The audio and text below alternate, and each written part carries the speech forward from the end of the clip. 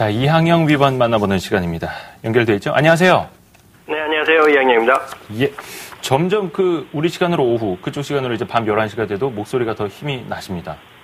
네. 적응이 끝나신 거죠? 가야죠. 예. 오늘 시장 사실상 미국 시장 조금 밀리긴 밀렸습니다. 물론 이제 일본 네. 쪽, 원전 네. 플루토늄 약간 우려가 좀 담겨 있었다고는 하는데 장 막판에 급격히 이제 좋지가 않았고 우리 증시에서도 네. 장 초반에 좀 외국인 보수적인 수급을 보이기도 했었고요. 물론 이제 잠시긴 했습니다만 아직 지수에 대한 우려를 갖기에는 좀 계속 이르다고 보시나요? 지수, 그런 얘기부터 한번 해볼까요? 그러면요, 지금 지수가 가열이니 아니냐 논란이 좀 있지 않습니까? 열흘 중에 8일에 올랐고요. 내일이면 이제 9일째요, 그러죠? 그 열흘 중에 9일. 분명히 어떤 기술적으로 보면 과열의 우려 분명히 있는데요. 이렇게 내부적으로 좀 심정적으로 보면 과열의 기운은 별로 없죠. 왜냐하면 지금 개인 투자가 열심히 오늘 좀 이틀 좀 샀지만 열심히 추세적으로 팔고 있고요. 투신도 마찬가지 열심히 팔고 있고요. 두 번째 제가 아침에 소개드린 그 선이 있는데 ADL 선이라는 선이 있습니다. 주식 등락선이라는 표현을 하는데요. 상승한 주식보다 하락한 주식이 훨씬 많은 추세가 2년째 이어지고 있거든요. 그것은 지금 뭔가 좀 미친 듯이 주식을 사면서 과열된 분위기는 아니죠. 오히려 지금 냉정하면서도 일부 종목만 간다고 보기 때문에 과열의 우려는 아직 큰 틀에서는 아직 없다라는 생각을 갖고 있습니다. 역시 지수에 대한 고민은 약간 좀 차치를 해야 될 테고 그렇다면 이제 네. 스탁 피킹으로 또 들어가는데 네. 자, 자동차주 지금 얼마인가요? 한번 좀 봐야겠는데 현대차, 기아차, 현대모비스 모두 다 사상 최고가 가고 있습니다. 현대차는 네, 이제 20만 원 확실히 넘어섰고 기아차도 네. 거의 이제 7만 원대 육박을 하고 있고 네. 자동차주는 역시나 계속해서 속된 말로 고고싱입니까? 고고싱을 하고 있네요. 현실적으로 보면은요. 고고싱을 하고 있는데요. 이렇게 보셔야 되겠죠. 어찌되었건 간에 지금 도요타, 그리고 일본차, 미국의 GM 같은 경우, 우리나라, 제가 알기에는 르노 삼성 자동차도 일부 생산에 차질의 비들도 있다 정도까지 얘기가 나오고 있지 않습니까? 어찌되었건 간에 조그만 부품 하나라도 일본에서 나온 부품이 문제가 있으면 생산에 차질이 생기는 것. 이런 것들이 결국 자동차 부품에도 좋은 것이고요. 상대적으로 자동차 메이커. 우리나라는 지금 큰 현대기아 자동차는 큰 얘기 없습니다. 다만 현대기아 자동차도 수입하는 부분이 얼마나 많은지 모르겠지만은 상당 부분 내부에서 조달하고 있기 때문에 그런 것들이 지금 오히려 장점으로 받아들여지면서 현대차, 기아차가 사상 최고가를 가고 있다 이렇게 보셔야 될 것 같고요. 부품주도 마찬가지죠. 현대모비스가 됐건 만도 같은 경우 좀 선호하고 있는데 이런 주식들에 대한 상대적인 어떤 구매에 대한 의사 표시가 더 많이 늘어날 수밖에 없는 그런 환경이다 이렇게 이해하셔야 된다 이렇게 말씀드리고 싶습니다. 물론 위원님도 계속해서 긍정적으로 이야기를 해주셨으니까 자동차주 갖고 계시는 분들이 이제 굳건히 홀딩을 하면 될 텐데 이제 문제는 안 갖고 계시는 분들. 제가 또 얼마 전에 지인분한테는 자동차나 화학주 좋다고 해서 이제 샀는데 하루 이틀 정도 밀려서 마이너스 한 3, 4% 되니까 못 견디더라고요. 내가 고점에서 산 건 아닌가 하는 우려 때문에. 지금도 물론 매수할 수 있는 가격이라고 보시는지 혹시나 한 3, 4% 밀려도 그냥 기다리면 된다라고 보시는지.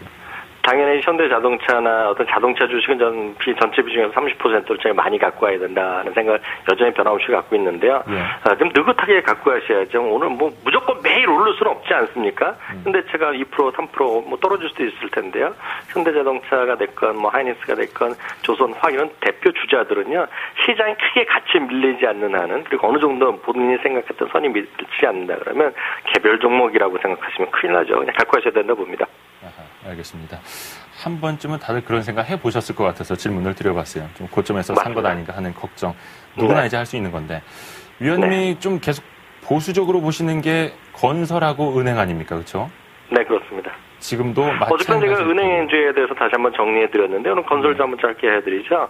건설주는 한 3가지 정도의 변수가 있다고 보시면 되겠습니다. 해외 수출 모멘텀이 하나 중요하죠. 또 국내 주택가격의 모멘텀이 필요하고요. 공공건설이 3개 중에 하나라도 제대로 되면 올라갈 수 있겠죠. 그렇지만은요 해외 수출 중동 지역의 불안감이 여전하죠. 안 된다는 것이 아니라 불안감이 있다는 것입니다. 아파트 가격 좀 반등하다가 최근에 또 다시 약간 멈춰 있다고 저도 기사 봤습니다. 공공건설은 이제 또 문제가 되는데요. 공공건설 항상 정권 전반기에 많이 일어날 수밖에 없습니다.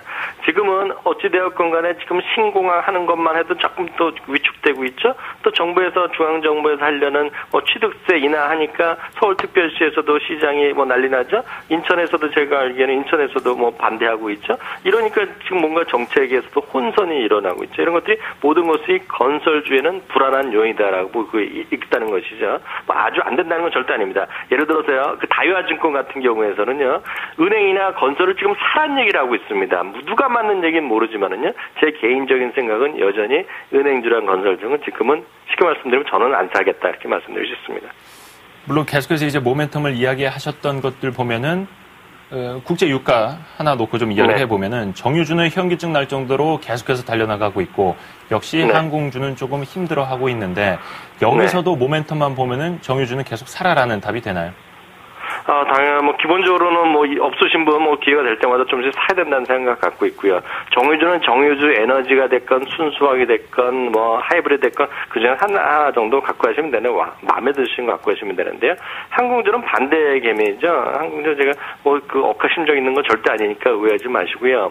항공주는 전 유가가 이렇게 올라가면 재미가 없다라는 보고 있습니다. 여행객이 늘어날까요? 전 잘 안 늘어난다고 보고 있습니다. 지금 이런 그 환경에서는요. 그렇기 때문에 저는 크게 항공주는 재미없을 거라고 보고 있습니다. 주가가 올라갈지 모르지만은요. 저는 그렇게 생각하고 있고요. 그러다 보니까 GS가 올라가다 보니까 이제는 또 뭐가 갑니까? 지금 GS가 어찌됐건 법적인 지주회사인데요.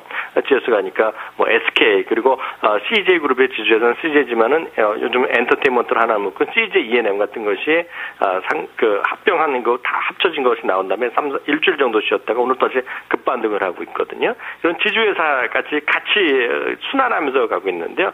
여전히 하여튼 이런 것 중에서도 한 종목 정도 골라서 이렇게 매매하시면 큰 무리 없는 장세다라고 이해를 하고 있습니다. 그러니까 지금 상황에서 뭐 하루 이틀 정도 국제 유가가 조정받았다고 해서 이제 유가가 내려온 것 아니냐. 그래서 정유주보다는 항공주를 사야 되는 것 아니냐. 이렇게 전망하기는 약간은 아직은 아니라는 거고요. 저는 뭐 절대 안 하죠. 그렇게. 네. 예, 알겠습니다. 오늘도 이항영 위원과 함께 마지막 승부까지 해봤습니다. 고맙습니다. 감사합니다. 예, 감사합니다.